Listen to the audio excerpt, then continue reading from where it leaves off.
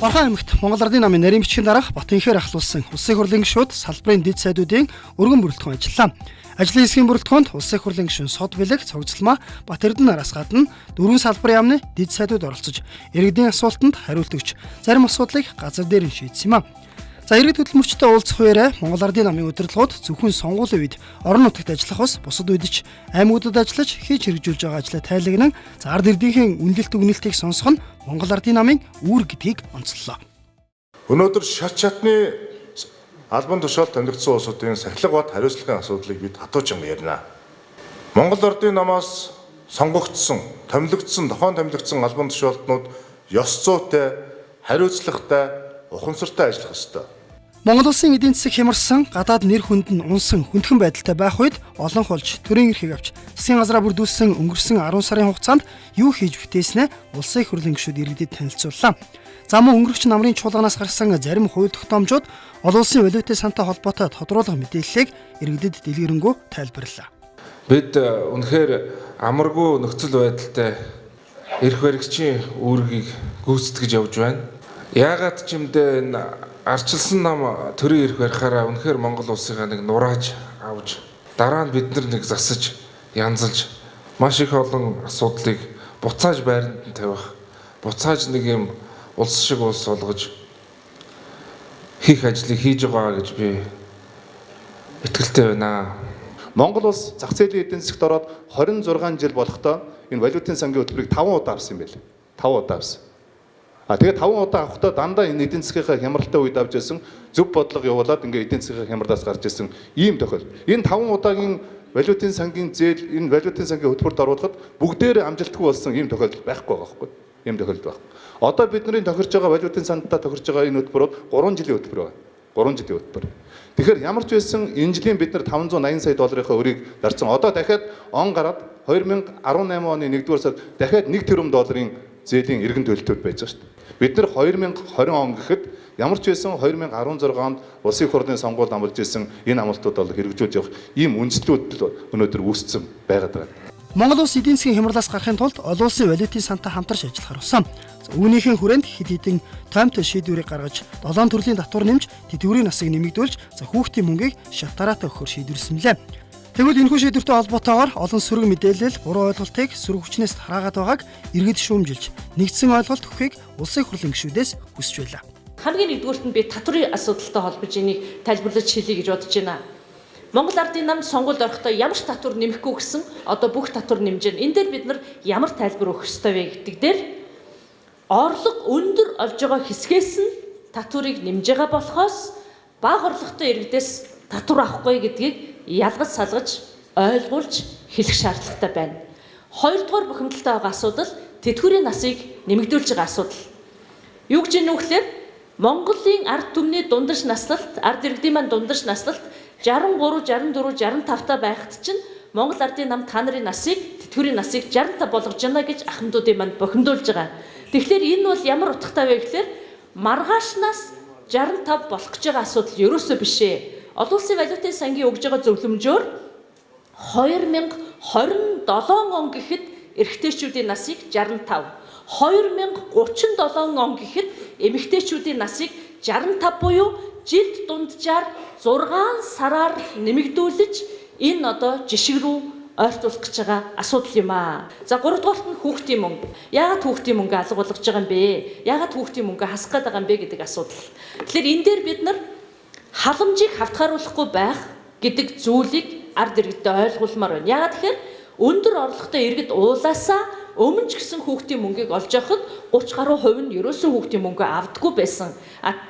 Дансанд энэ мөнгө маань үндсэндээ байдаг байсан. Тийм учраас бид нар яг өнөөдөр хоолгүй ундгүй байгаа. Яг өнөөдөр энэ 20 мянган төгрөг амьдралд нь хэрэгтэй байгаа иргэдээ сая нийгмийн хамгаалалт хөдөлмөрийн яамнаасаа явуулж байгаа үндэсний хэмжээний судалгааны үр дүнд амьдрал нь ядуу гэд гараад ирсэн тэр бүлэгтээ бид нар хүүхдийн мөнгө хуваарлах зарчим түүнээс биш хавтгааруулаад 100% нь өгөхгүй гэдэг энэ зөвлөмжийг авж байгаа шүү гэдгийг иргэдэд хэлэх ёстой юм аа. Эрдэнэ хотын хувьд улсдаа томоохонд тооцогдох хот атлаа хэдхэн үйлдвэрийг ис тооцвол ажлын байр байдаггүй талаар иргэд мөн шүүмжлээд аймгийн удирдлагууд болоод салбар яамны зүгээс ажилгүйдэлтэй тэмцэхэд ямар арга хэмжээ авч байгааг тодрууллаа. Монгол улсын нийт иргэдийн хэдэн хувийн залуу хүмүүс байдаг лээ. Гэтэл тэд нартай зориулсан ажлын байр гэдэг юм байдгүй. Тэгээд л олдж байгаа зар телевиз сонин аваад зар харна. Ердөө л нэг өдөр, хоёр өдөр туршилтын журмаар ажиллаулаад халдаг. Нөгөө л нэг баар, буудлын ресепшн мэтийн ажлууд байдаг. Энэ дээр бас анхаарлаа хандуулж өгөөч. Уул нь бол энэ аж ахуйн нэгжийн тухай хуулиндаа ингэж туршилтын журмаар ажиллуулахдаа хүртэл цалинтай байя гэсэн асуудал яригдчихсэн. Энэ дээр бас тодорхой хариулт аммаар байна. Хөдөлмөрийн эрхлэлтийг дэмжихээр бол одоо 6 хөтөлбөр бол хэрэгжихээр одоо ингээ батлагдсан хэрэгжин. За энэ хүрээнд бол 2017-оос 2018 онд бол Орхон аймагт хуваарлагдсан төсвийн талаар та бүхэндээ бас мэдээлэл өгье. За энд бол энэ 6 хөтөлбөрийг одоо хэрэгжүүлэх хүрээнд бол барьцаагүй хүүгүй одоо 100% иргэн төлөлтөй санхүүгийн дэмжлэгийг бол 344 сая төгрөг бол батлагдсан байгаа. За мөн банкар дамжуулан олгох жижиг зээлийн за сарын 0.6% хүүтэй 20 сарын хугацаатай бас 700 сая төгрөг бол бас батлагдсан явж байгаа. За мөн 2006 онд хуваарай хөдөлмөрөөр эрхэлж үйлдвэрлэл үйлчилгээний чиглэлээр үйл ажиллагаа явуулж байгаа иргэн нөхөрлөл хошоонд капитал банкар дамжуулан олгож байгаа жижиг зээлд 22 иргэн 3 нөхөрлөл хамрагдаж нийт 25 иргэн нөхөрлөлд бол 121.4 сая төгрөг бол одоо олгосон ийм ажилтгаар явж байгаа маань. Тэгэхээр энэ 2017 оны 3 сарын байдлаар бол 1751 иргэнийг бол одоо ажил хайж байгаа ажилгүйчүүдээс бол 86 одоо хүнд нь бол ажлын байранд ийм зуучилж өгсөн. Ажилдаа болгохын тулд бид нар олон алхмуудыг хийлгэнэ. Гадны хөрөнгө оруулалтуудыг татгаж, тодорхой хэмжээний хөрөнгө оруулалт хийх арга замуудыг бид бүхэн хайж байгаа. Тэрний хүчинд Чех улсын хөрөнгө оруулалтаар мах боловсруулах үйлдвэр байгуулахтаар одоо энэ хавар шаваа тавих гэж байна. Ингэснээрээ 80 хүнийг ажлын байраар олон жуулцаа бүрдэж байгаа. Орон нутгийн төсөв тодорхой хэмжээний орлого орох өөртөө боломжууд бүрдэж байгаа. Энэ хүмүүсийг бид нар яг ажилгүй байгаа иргэдээс олж авах. Ажилд оруулах. Орхон аймгийн иргэдийн нэлээд хэсэг нь 2009 онд байгуулагдсан Зис Эрдэнийн хувь компани хувьцаа эзэмшигчд. За энэхүү компанийн хувьд Эрдэнэт үйлдвэрээс гарсан технологийн бус оолгыг ашиглан барилгын материал үйлдвэрлэхээр төлөвлөж байсан ч үйлдвэр барихаар төлөвлөсөн газрыг нь орон нутгийн тусгай хамгаалтын бүсэд авах шийдвэрийг гаргасан байна. За ингэснээр энэхүү компани 40 мянган гаруй хувьцаа эзэмшигчид хохироод байгаа юм байна. Үүнтэй холбогдуулан иргэдэд тусгай хамгаалтын бүсийг чөлөөж газар эзэмших эрхийг олгох асуудлыг салбарын дэд сайдад замун аймгийн удирдлагуудаа уламжилсан юм. Эрдэнэт хот бол Монгол улсад за хотын хувьд бол Монгол улсын 3 дахь хот. Ирэн стратегийн ач холбогдлын хувьд бол Монгол улсын нийгмийн эдийн засгт үзүүлж байгаа нөлөөллөөр бол бараг тэргүүлэх ийм одоо зэрэгэлт хот байгаа. Тийм болохоор энэ хотын ирээдүйн хөгжлийн та бидний хэл сурснаар гинт балаан Монголоор нөгөө ерөнхий төлөвлөгөө гэдэг юмыг мэдээж хот байгуулалтын иргэншлийн хүрээлэн дээр маш тооцоо судалгаа сайтай хийж босруулж ажил явагддаг. Тэгээ энэ дагуу газар олголтын асуудлыг шийдэх ёстой. Тэр тусмаа стратегийн ач холбогдлын үйлдвэрийг тойрсон ийм газар дээр улс уртаа хандж байгаа хаа тэгээ засаг даргацсан даатны дамсан юм бол асуудлаа судалж байгаа хаа гэж ойлгож байна. Бид бас энэ асуудлыг анхааралтай авч байна.